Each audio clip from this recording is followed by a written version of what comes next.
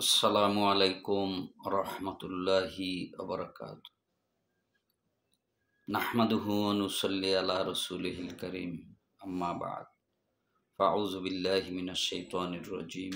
বিসমিল্লাহির রহমানির রহিম। প্রিয় দেশবাসী ও আমার প্রাণ প্রিয় প্রবাসী ভাইরা ও প্রিয় সকল ভিউয়ার্স, আল্লাহর উপর ঈমান আনবেন, কালেমা পড়বেন। কালেমা শব্দের অর্থ ত্যাগ। আমরা যারা মুসলমান, আমাদের প্রত্যেকটি মানুষের ত্যাগ স্বীকার করতে হবে।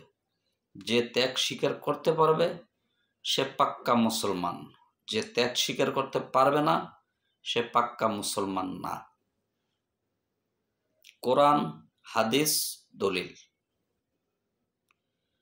কালেমা পড়ে যে আমরা মুসলমান হই, মুসলমান শব্দের অর্থ হলো ত্যাগ স্বীকার করা,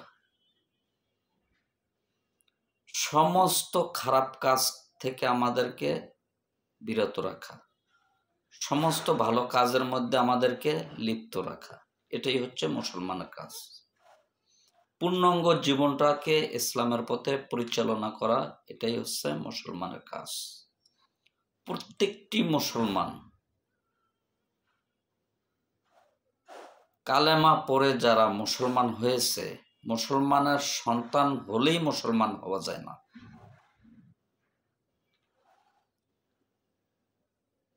মুসলমান ঘরের সন্তান হলেই মুসলমান হওয়া যায় না। মুসলমান হতে হলে আল্লাহ তাআলার সমস্ত হুকুম আহকাম আমাদের মেনে চলতে হবে।